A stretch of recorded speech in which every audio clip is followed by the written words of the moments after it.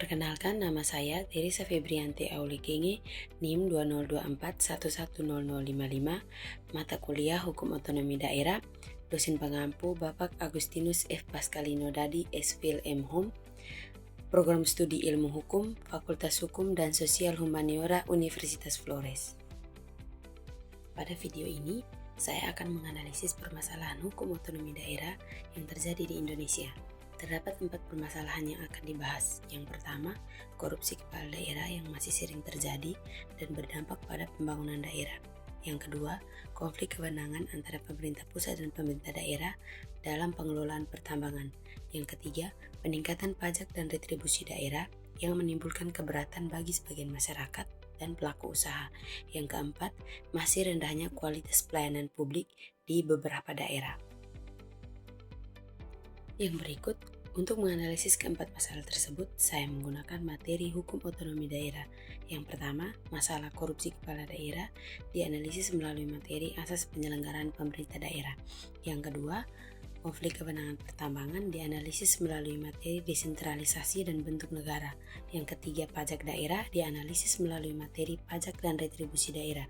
Yang keempat, pelayanan publik dianalisis melalui materi pemerintah daerah dan perangkat daerah. Yang berikut menganalisis keempat permasalahan tersebut dengan materi hukum otonomi daerah. Yang pertama, masalah korupsi kepala daerah. Korupsi masih menjadi persoalan sulit yang sering terjadi dalam penyelenggaraan pemerintah daerah. Beberapa kepala daerah terjerat kasus penyalahgunaan anggaran, penyuapan proyek pembangunan, dan penyalahgunaan wewenang. Berdasarkan pasal 58 Undang-Undang Nomor 23 Tahun 2014, penyelenggaraan pemerintah daerah harus berpedoman pada asas akuntabilitas, keterbukaan, profesionalitas, dan kepentingan umum. Menurut saya, korupsi menunjukkan bahwa asas-asas tersebut tidak dijalankan dengan baik. Akibatnya, beberapa pembangunan daerah mulai terhambat dan kesejahteraan masyarakat tidak berjalan secara optimal. Oleh karena itu, pengawasan terhadap kepala daerah harus lebih diperketat agar pembangunan daerah yang baru dapat berjalan sesuai dengan hukum otonomi daerah. Yang berikut permasalahan yang kedua, konflik kewenangan antara pemerintah pusat dan pemerintah daerah dalam pengelolaan pertambangan. Dalam praktiknya, sering terjadi beberapa perbedaan pandangan antara siapa yang berwenang mengatur dan mengelola sumber daya alam tertentu.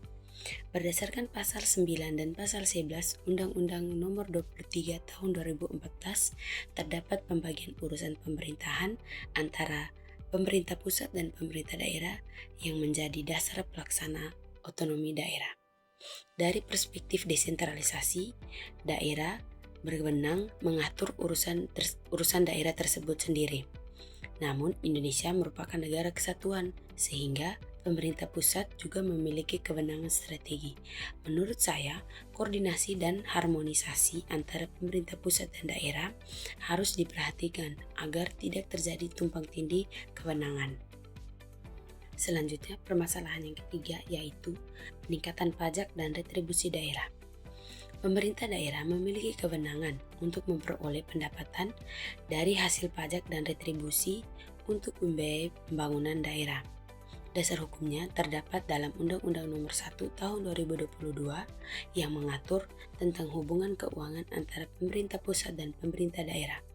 Dalam perspektif pajak dan retribusi daerah, kebijakan ini sangat penting untuk meningkatkan pendapatan asli daerah atau PAD. Namun, jika tarif pajak terlalu tinggi, ini juga membebani masyarakat dan pelaku usaha.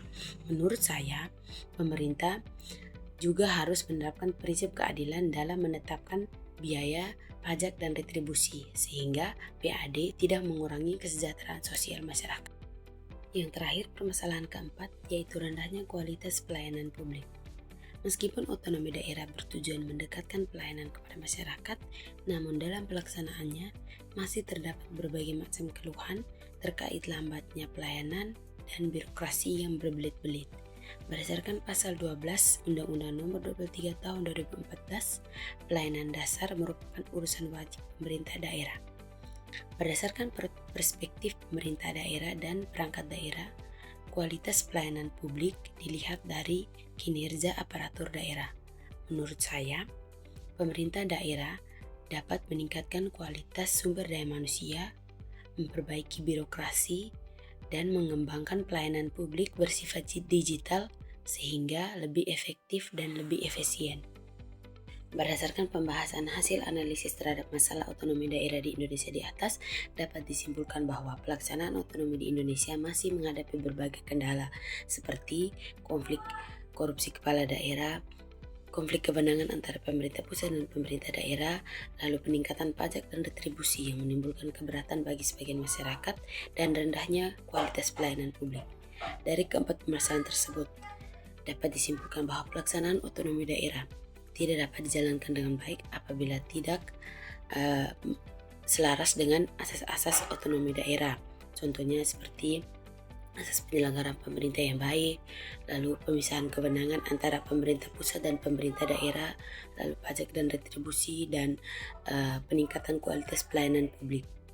Sinergi antara pemerintah pusat dan pemerintah daerah juga dapat meningkatkan tercapainya tujuan otonomi daerah dan mencapai kesejahteraan bagi semua masyarakat. Sekian dan terima kasih.